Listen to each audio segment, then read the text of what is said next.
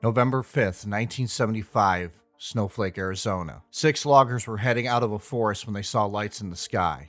Curious, the driver drove the truck over to the spot to see what was going on. 110 feet off the ground, they spotted a saucer-like craft hovering with a high-pitched buzz. One of the loggers, Travis Walton, got out of the truck and approached it. Suddenly, a beam of light hit him and knocked him back. The others, terrified, fled the scene, only to come back later. But when they did, the craft was gone, and so was Travis Walton.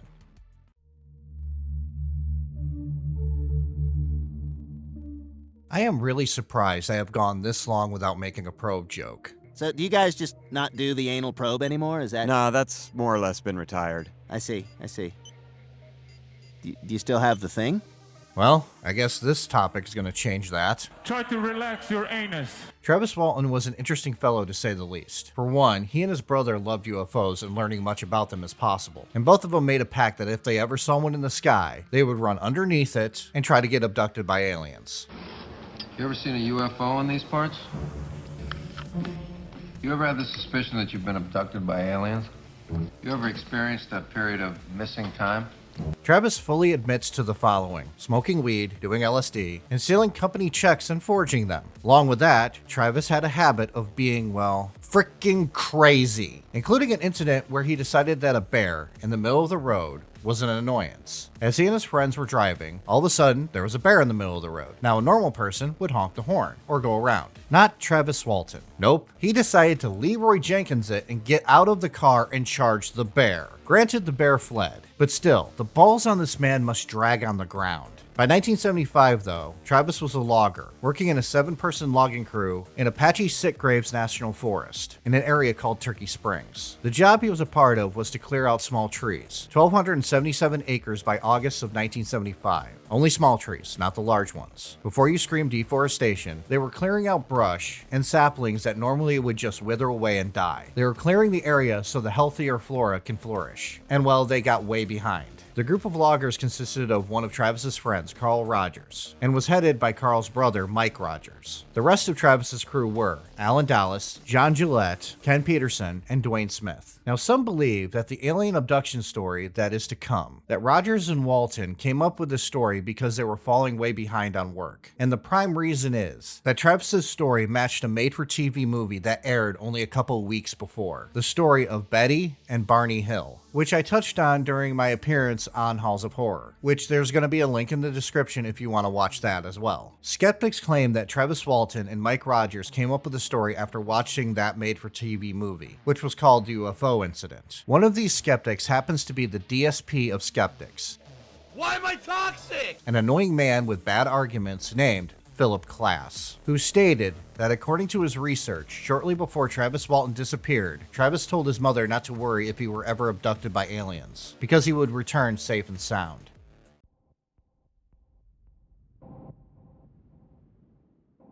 Around 6 p.m., the group of loggers packed up their things for the end of the day, loading into Mike Rogers' pickup truck. They were heading back towards town when off in the distance, the group noticed a strange light in the forest. Well, it's just, when you're done working, hard physical labor, everybody's kind of jacked up, and there was a whole lot of chatter in the car. We're just talking away, it's starting to get dark. We just loaded up our equipment. We're headed out. And I looked up ahead, and I saw this kind of glow coming through the trees. First, I thought, no big deal, it was deer hunting season. Thought maybe there was some hunters camped up on the hill up there. Maybe light shining through a tent. It was still something really strange, kind of caught my eye. And one by one, the other guys in the crew started looking, but nobody said, "Oh my God, what's that?" or anything like that. It was just kind of an idle curiosity at first. But when we burst into the clearing where we could see the source of this glow, it was just, whoa, it was just mind-blowing instantly. The sun had already set at this point, and the light seemed to shine bright enough to warrant Mike to turn his truck into that direction. They came across a gap in the trees and they stared up into the sky. What they saw was a disc-shaped object in the sky. I am seriously not going to go into the dimensions of the craft. It was a classic disc-shaped craft. The whole clearing was lit up with this weird glow. Did it have a color to it? It was kind of a golden color. It wasn't like beams of light shooting out. It was just this haze of light. It started to move and started to get louder. There was a low thunder as kind of a rumble, and then there were other high-pitched frequencies. That was when the energy discharge happened. Let's just say that it was pretty big at 20 feet wide and leave it at that. Well, I say leave it at that, but let's see what Travis decided to do. He decided to get out of the truck and walk towards it, while the others were looking at him like he was nuts and yelled at him to get back into the truck. I inexplicably got out of the truck and ran toward this thing. But I thought it was just going to take off, be gone in a flash. We weren't the only ones that saw it. We found out later. Sheriff had on file people who were in the area that saw it, hunters and fishermen over there at Black Canyon Lake. And the movement that they described was what the crew described when it left. According to Travis, he came closer and closer to the lights that the craft gave off. He felt and heard a buzzing, beeping, and other mechanical sounds. As he got right under the craft, the sound got louder. Then the craft began moving from side to side. And this is when Travis came to his senses that maybe, just maybe, it was a bad idea to stand right underneath an unknown craft. The increase in volume, it suddenly got louder as it started to move. And, at the same time, the guys in the truck were screaming, "Get away from there, let's go, get back in the truck, let's go." And, which would have been the smart thing to do. But as soon as it moved, it startled me. And I just ducked for cover. There was a log there. I got down behind this log, and they were screaming, "Let's go, let's go, let's go." And I didn't need to be told. I was just going to, stand up and run away. But see, when I jumped for cover, I went down and forward to reach where the log would hide me. And that brought me closer to it. So when I stood up, at that point, that was the closest I was to the object. But before he could move, the light changed from a blue to a blue-green. According to Travis, he noticed a log sticking out of the ground, and at that moment, he moved behind it. Well, that didn't help him, because the light ended up lifting him in the air and knocking him back 10 feet, which led Mike to decide that he did not want to be an accessory to homicide by aliens, so he hit the gas and got out of there. He was so freaked out that he hit trees, rocks, and almost destroyed his truck. A few miles later, they decided to stop and debate whether or not to go back for Travis. And much like a congressional debate, it pretty much was a bunch of yelling and a lot of mixed opinions. But though these were rugged men used to the wilderness, they weren't what you would call brave. They literally didn't want to go back up to find Travis without a firearm or two. Because yes, a 12-gauge shotgun would scare some aliens now, wouldn't it, Cletus? But one of them decided to suggest they go and find a hunting party they knew about in the area to help them in their search, feeling that having guns would at least make them feel safe. But after a while, it was decided that some of them would stay put, make a campfire, and wait for the others, while the others would go back to find Travis. As Mike got into his truck, he saw the craft rise up and take off into the sky. This made all six decide to put on their big man pants and go as a group to find Travis, whom they thought was dead. The six went back to the spot, but they found nothing. Travis was gone, the craft was gone. So with that, Mike Rogers went back to the town of Snowflake, Arizona to tell the local sheriff what was going on.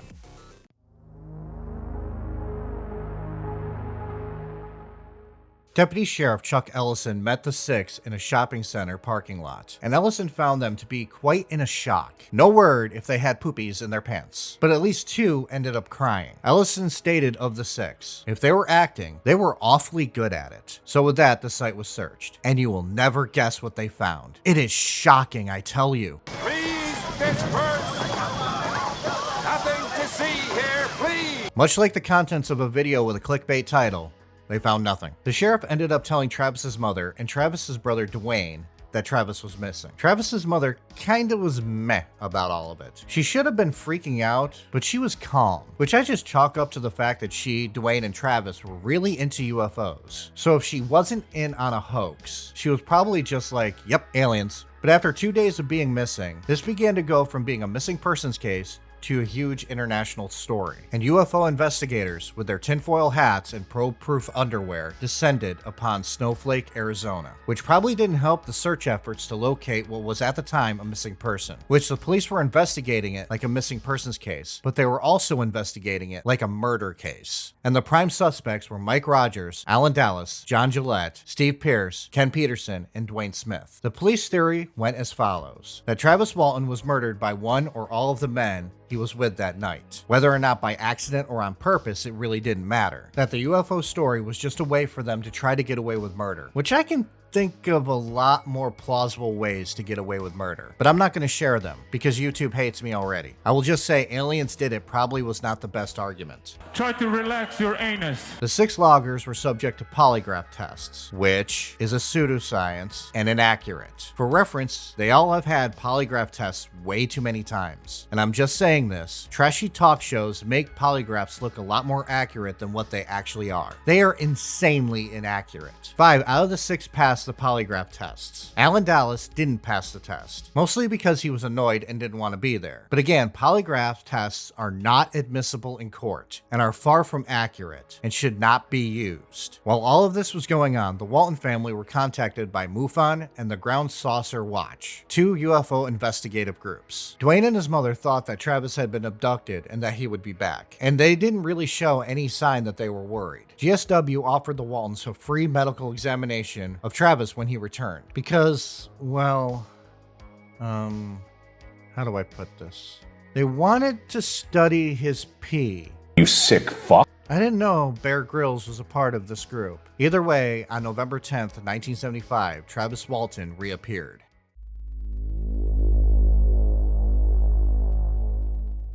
Here is something awesome that proves that Wikipedia isn't a good source for research. For some reason, it labels the date that Travis Walton reappeared as November 12th. It also lists the incorrect amount of time of him being missing as 5 days and 6 hours starting on November 5th. For those of you who will comment something like, "Oh, he returned on November 12th." No, it was actually the 10th. Do the math. 5 days from November 5th is November 10th, not the 12th. That is 7 days. He was only missing for 5 days. So some places say 6, but it is 5. Granted, it was more like 4 days and a couple of hours, but the general consensus is 5 days. On November 10th at 12:05 a.m., Travis awoke on the side of the road in Heber, Arizona. According to him, as he looked up, he saw the UFO fly off. He got up and ran down to an Exxon gas station, where he used a payphone to call his sister. His sister, after getting off the phone with him, got the family together and drove the 33 miles to go pick him up. When they arrived, they found Travis agitated, dehydrated, and incoherent, and slumped over a phone booth. So you would think that the Walton family's first priority was to get him to a hospital or notify law enforcement that he was found.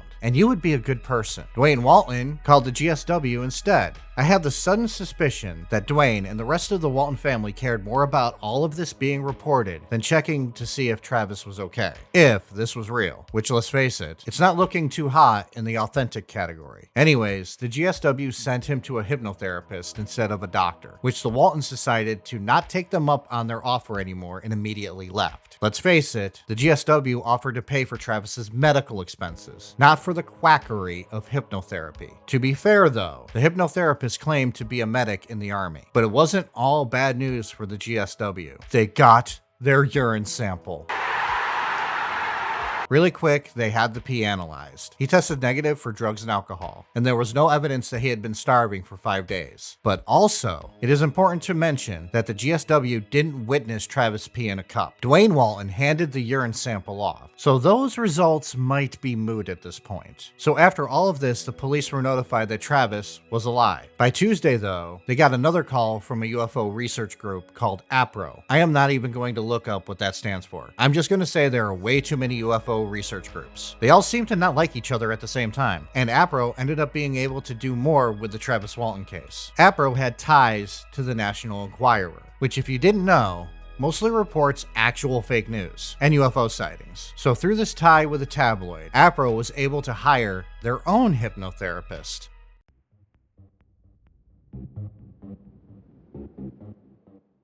When I regained consciousness, it wasn't real quick. It wasn't real walking right up. It was real slow. It was dim. My consciousness was kind of like in and out for a while. I didn't know where I was. The pain and the feeling that I was mortally wounded, something was so wrong inside. I felt like I was dying. And this is what really fueled the panic when I finally laid eyes on these creatures. Instantly associated this feeling of dying with pain with them. So I was combative immediately. I was lying on my back on a raised table. There was a light above me. It was not real bright. It was not so bright that I couldn't, see the outline of the fixture, but just a soft glow. I felt really weak. I didn't have enough strength to do much. So when my arm contacted him, he just fell back very unexpectedly easy into the other one. And I rolled off the table in the other direction. And they came around the table, and the three of them were coming towards me. And I just grabbed something from behind me, an object off of the shelf there, and started swinging it at them. What was the object? It was just some large, long cylinder or rod, glass, some clear material. Why the hell is this giving me flashbacks to the satanic panic? Alright, hypnotherapy. If you do not know my stance on hypnotherapy, I will sum it up. The mind is a complex organ. Under a trance, your brain will make shit up. And sometimes those fantasies are looked at like reality. And that could lead to things like, a woman thinking that she was a part of a satanic cult and forced to poop on a Bible. And no, I will never do a video on Michelle Remembers. So stop asking me. Anyways, this is the story that Travis claimed happened to him while under hypnotherapy, which was then printed in Penthouse magazine. Yes, a smut magazine had this story before the New York Times did. I would like to think it is because the New York Times has better things to do. But then again, they did try to interview Tanya Head. So maybe it was the crack journalism team working for Penthouse magazine that got the deets before the New York Times. Travis Walton, according to his story, opened his eyes and noticed that people were around him. He was laying on a table, so he thought that he was taken to a hospital. But as his mind became clear, he noticed that he wasn't in a hospital. For one, the air was described as hot and humid, and standing above him were not humans, but something else. He described them as being 5 feet tall, with domed heads and really large brown eyes. When they blinked, the lids slid down and then folded back up like window shades. Their skin was white, whiter than Seamus. They had tiny mouths and noses. Travis claimed he freaked out, pushed them back, and got to his feet. Freaking out, he stumbled against a wall. He then picked up a clear tube and tried to make a shiv out of it by breaking it, which the tube didn't break. So, like a nerd trying to protect his virginity from all these thoughts, he just kind of pointed the tube at them, and they backed off. He escaped the room and ended up in a room that looked like a really large planetarium with a chair in the middle of the room. And this is where the story loses me, because he claimed that he was playing with buttons and the stars moved as if it was a large star map. Then two people who looked like humans in spacesuits showed up. They were really tall, with really large eyes, kind of like anime eyes, and began leading him back. He tried to ask them questions, but they ignored him. They laid him down on a table, put a mask over his face, and he conked out. When he woke back up, he was on the side of the road watching the craft leave. So, that is his story.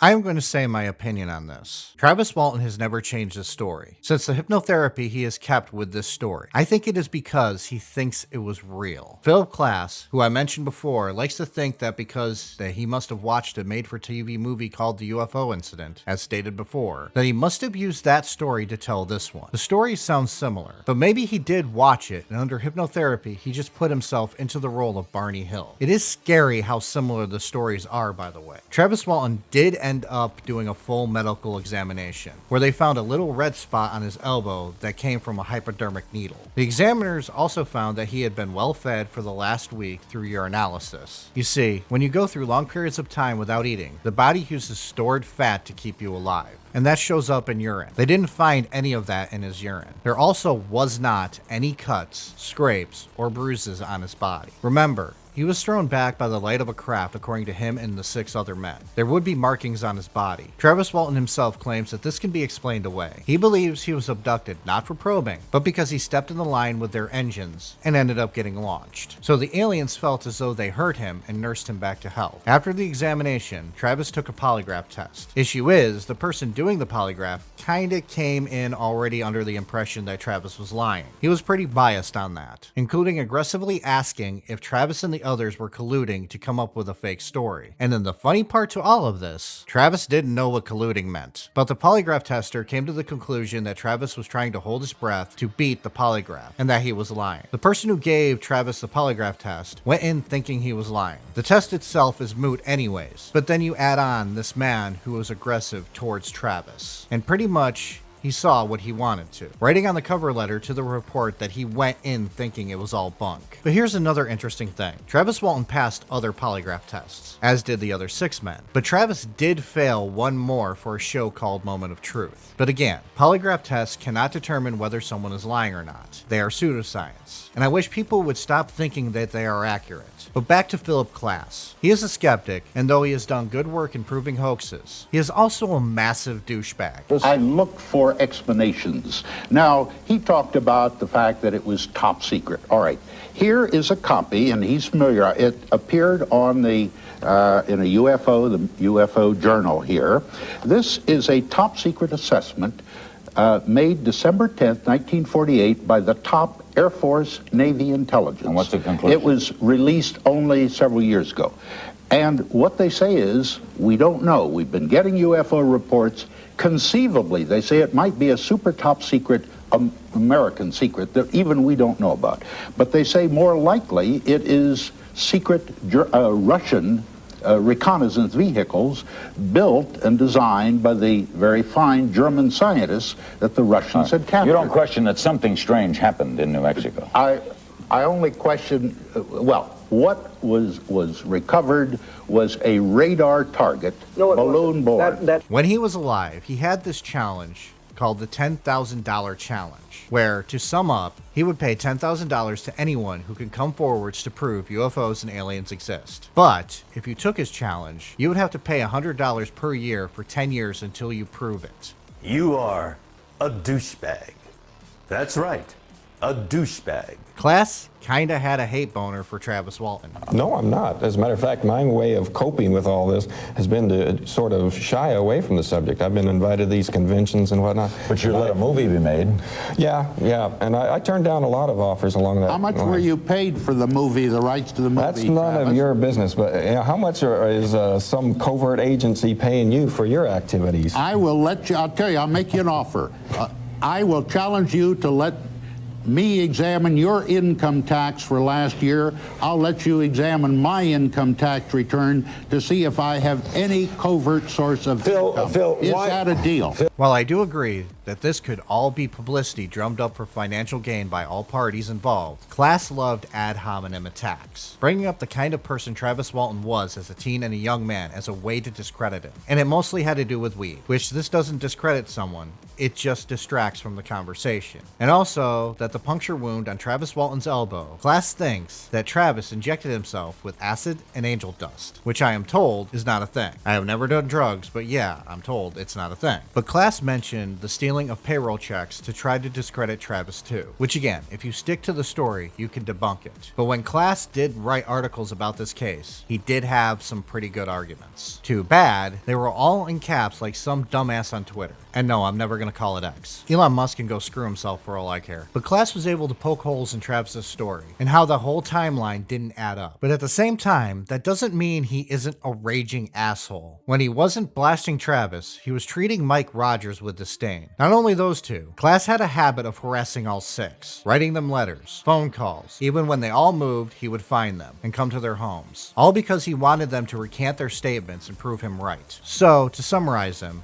he is a smart man who comes up with logical arguments, but he has a massive ego and he has to be proven right all the time. He is beyond DSP levels of douchey.